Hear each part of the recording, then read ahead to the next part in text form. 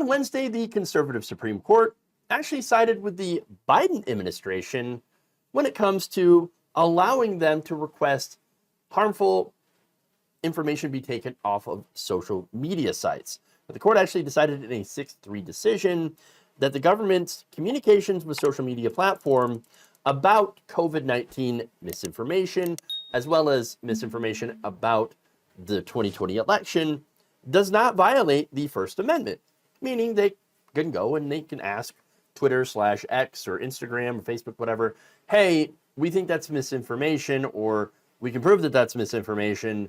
Can you please take it down? So they can ask to remove it. Now, the court ruled that the plaintiffs had no standing to bring the case against the Biden administration, with, of course, conservative justices Samuel Alito, Clarence Thomas, and Neil Gorsuch dissenting. So here's the thing. I've got a bit of a nuanced take on this, right? I do think it's fine for the government to ask social media companies to do moderation. And that's essentially what this boils down to. Like, hey, do content moderation.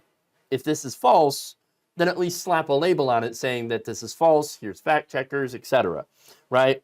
Public health crisis, it's a great example. Okay, we had a pandemic and there's a whole lot of misinformation floating around about, so-called miracle cures and things like that, and alleged issues with the vaccines, etc.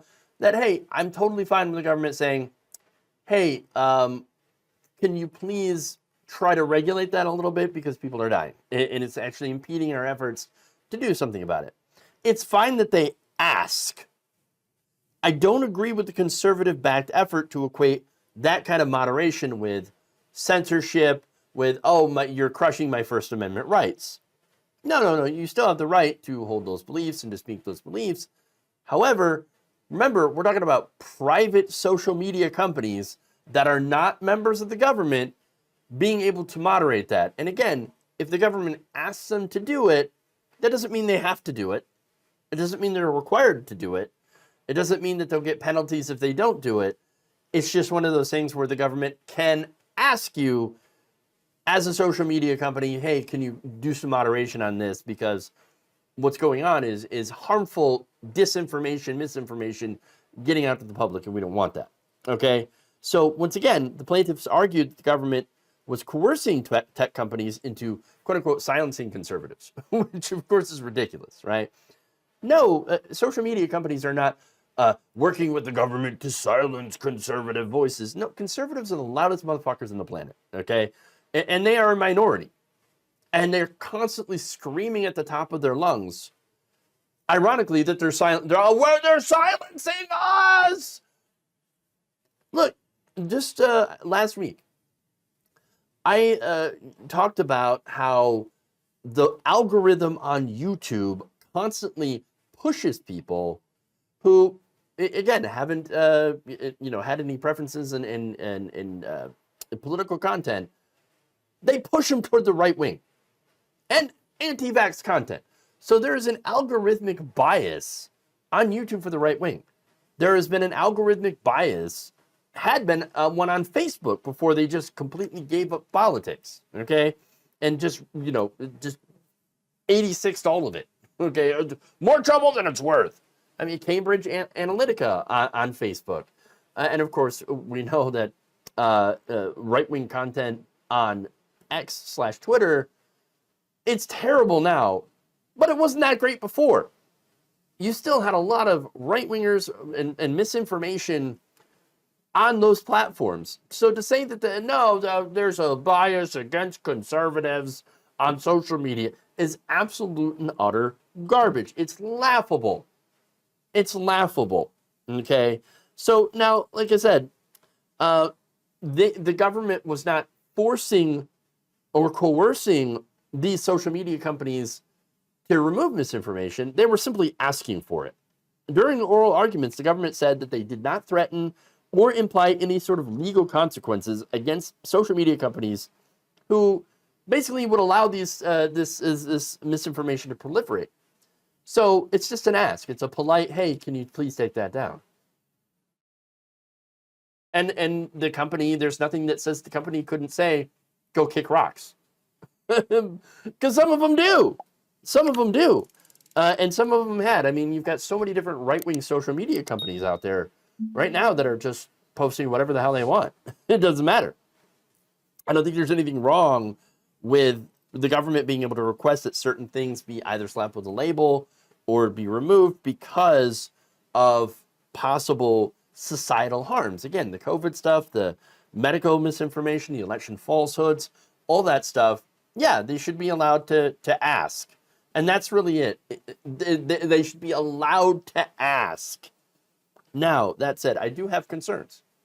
I do have actual First Amendment, concerns, free speech concerns about certain things that are getting removed that maybe are not misinformation, but could embarrass the government and certain politicians, okay? I do think about the possibility of another Republican administration. I hope it doesn't happen, but asking them to pull something that might be unflattering about the current administration. And then X doing it. And I get concerned about that kind of level of collusion, right? I don't trust the social media companies, and I don't trust the government under Republicans, at least on certain things, like, for example, corruption, bribery, scandals, that, war crimes even, okay? Certainly, there is some nuance to think about when it comes to this issue, but at the same time, the court decision I largely agree with because it's constitutionally correct. They were arguing that this is an abridgment of their free speech. There was no such thing. This was not an order. This was not a threat. This was just simply a request. And it could be ignored by any of the social media companies. Now, the reason that they brought this case, by the way, was not to stand up for free speech. What they wanted was dangerous misinformation about COVID, about their election conspiracies to be put in front of the large audience without anyone to challenge that. And so that's the issue here, okay? There are already plenty of right-wing social media companies, Gab, Rumble, True Social, Frank Speech, Getter, etc., that they could put this, and they do put this stuff in front of. That said, the problem that they have is that they're all niche. They do not have the numbers that, for example, Facebook or Instagram have. So that's the problem. What the right wing wants is access to all those other people in order to drive them to their conspiracy theory websites, where it's very likely that they will try to sell them something. And getting back to the COVID misinformation, remember there was a lot of sales of hydroxychloroquine, a lot of sales of colloidal silver, okay, which is Candace Owens was trying to sell that, and Mike Pillow in his oleandrin, okay, which also can be quite harmful. At the end of the day, I think this is driven by desire to access potential customers for their right-wing grifts, not about free speech. Again, I don't see any abridgment in free speech with the government requesting a social media company to either put a label that this is misinformation or asking them to take down something that is misinformation, and allowing the social media companies to ultimately make the decision on whatever they feel is correct in that situation. Again, it's a request. It's not an order. Perfectly free speech friendly, okay? First Amendment friendly. And again, the government was trying to limit the spread of harmful disinformation. But while I agree with the decision here, I do have concerns.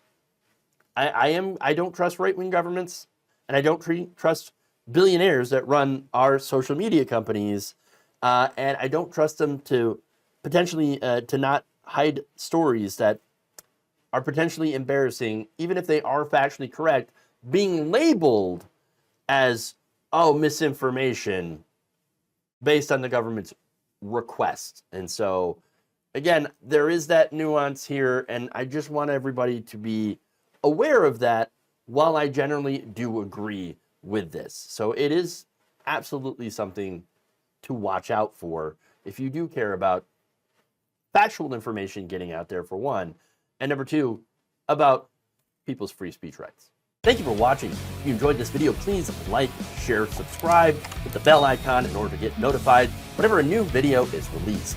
And if you want to support independent, progressive media through this difficult time where it seems like everybody is shutting down, you can become a member on our YouTube page, you can become a subscriber on Facebook, or you can go to my Patreon.